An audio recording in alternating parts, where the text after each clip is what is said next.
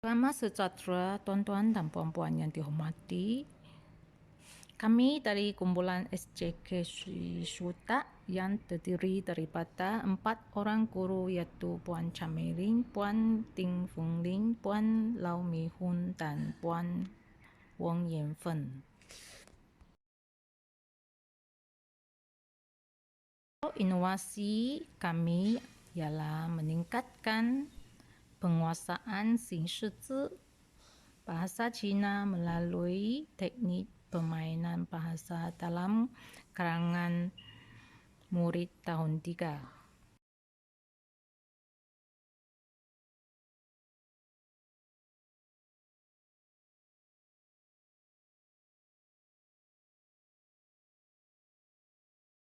Dua jenis objektif dalam kajian ini, iaitu objektif umum. Ia bertujuan untuk meningkatkan penguasaan Xingshi dalam bahasa Cina melalui teknik permainan bahasa di kalangan murid tahun 3. Objektif kedua ialah objektif khusus. Diharapkan kelulusan murid meningkat sekurang-kurangnya 75% berbanding peperiksaan pentafsiran pertengahan tahun.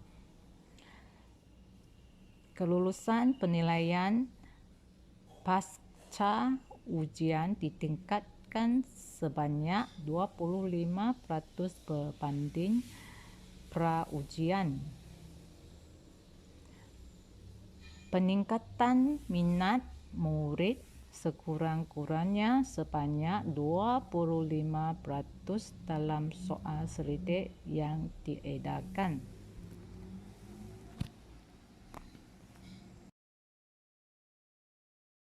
Bahan yang digunakan dalam kajian ini termasuklah laptop, telefon pintar dan latihan seperti Google Form, modul pembelajaran.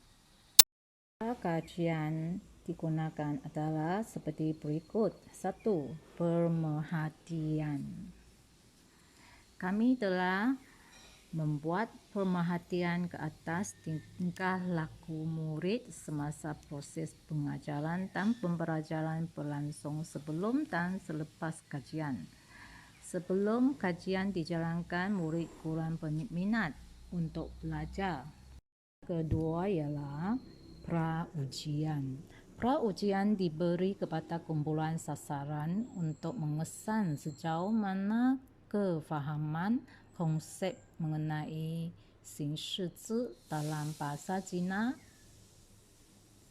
Item pra-ujian merupakan item yang dikaji dan dikumpul melalui latihan.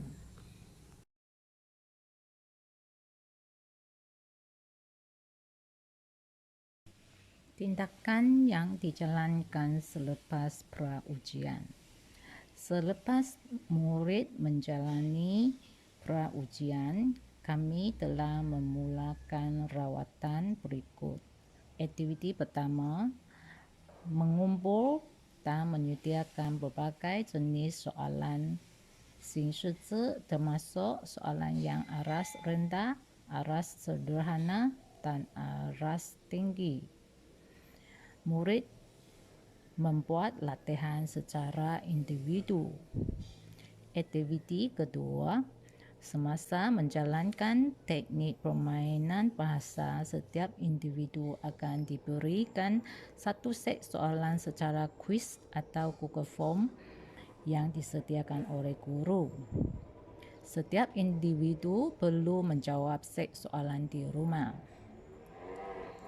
Markah akan diberi oleh guru dan markah akan dikumpul dan tetapkan kumpulan yang mana satu akan menang. 1 minggu akan diberi 2 kali permainan bahasa.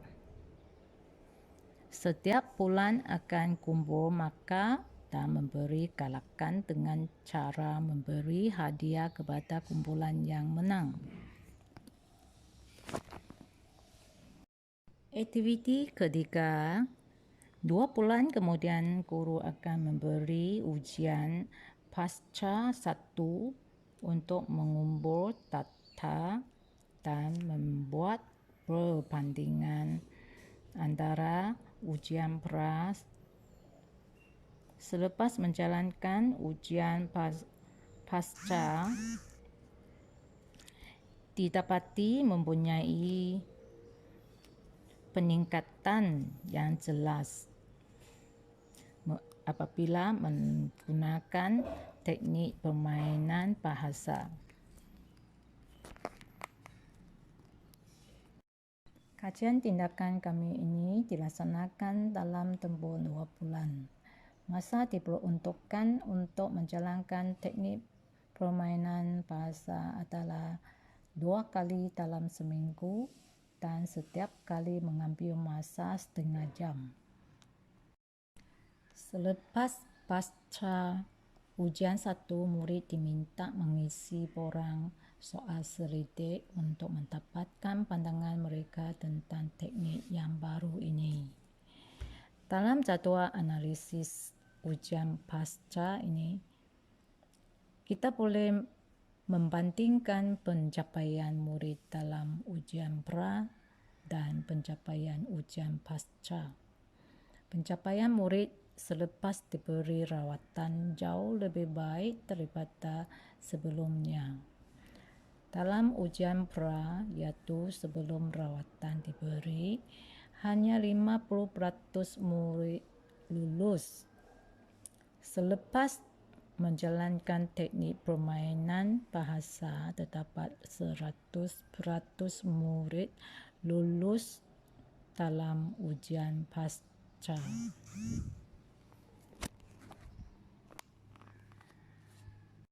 Sekarang marilah kita lihat keberkesanan inovasi kepada pengajaran dan pembelajaran. Penggunaan delima telah memberi perangsang yang sangat berkesan. Murid sangat aktif untuk menyiapkan latihan dan menunjukkan prestasi yang sangat memuaskan. Akhir sekali, ada beberapa cadangan untuk inovasi seterusnya, iaitu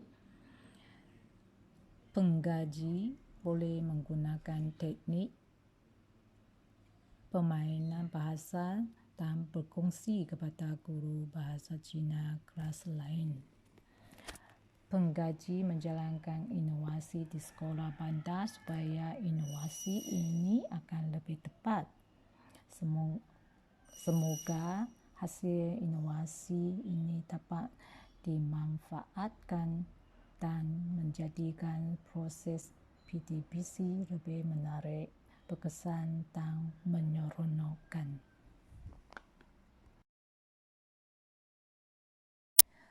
Terdapat beberapa kelemahan dan kekurangan dalam inovasi ini, seperti bilangan responden di kalangan murid yang terhad kepada sesebuah sekolah di kawasan luar bandar. Inovasi ini hanya dijalankan di sebuah sekolah sahaja.